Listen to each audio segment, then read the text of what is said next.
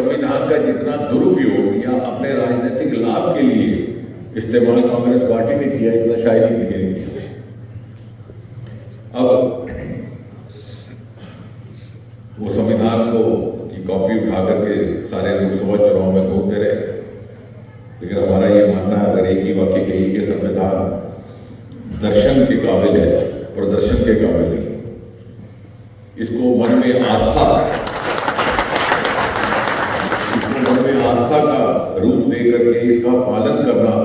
एक ग्रंथ समझ करके वो हमसे अपेक्षित है, ना कि हम इसकी नुमाइश करें। लेकिन शायद मुझे लगता है कि आज़ादी के 70-80 बरस के बाद 3-4 पीढ़ियाँ गुजर गई जो उस समय के कालखंड से किसी हद तक अपरिचित भी हैं, नावाकिफ भी हैं। अभी डॉक्टर जिंदल साहब इमरजेंसी का जिक्र कर रहे थे, उसको हुए हुए 50 बरस से ऊपर हो गया, और उस पीढ़ी के लोग भी जिन्होंने उसको भुगता था वो अब कुछ है कुछ नहीं है। 2 नई पीढ़ियां तो शायद आपको नया इतिहास पढ़ा सके। लेकिन अगर आप, और ये समय आया है क्योंकि अक्सर अब चूंकि बहुत सारा समय हमारा सोशल मीडिया पे चला जाता है, तो बहुत ज़्यादा पुस्तकों का या साहित्य का अध्ययन करने का भी समय नहीं रहा। लेकिन जिस प्रकार से इस विषय को आज लिया है संगठन ने, मुझे लग रहा है कि अन्य विषयों को भी इसी तरह से धीरे धीरे एक करके लिया जाएगा। समय आया है कि हम अगली पीढ़ी के कार्यकर्ताओं को भी इसके बारे में जानकारी दें कि किस प्रकार भारतीय जनता पार्टी की 3 पीढ़ियों ने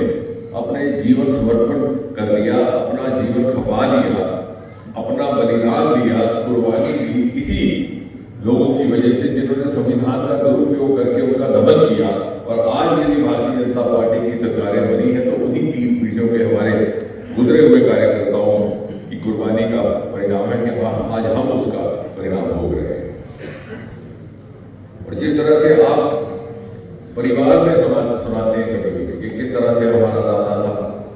किस मुफलसी से उसने काम शुरू किया, किस तरह से उसने एक मजमून पहन करके अपनी रोजगार कमाई, फिर पिताजी ने क्या किया, और फिर बेटा आप यहाँ पहुँचे हो तो आपकी विरासत कायम रखनी है। ये उसी तरह का सिलसिला समझ के हम इसको आगे बढ़ाने का प्रयास कर रहे हैं, क्योंकि ये भी एक परिवार है।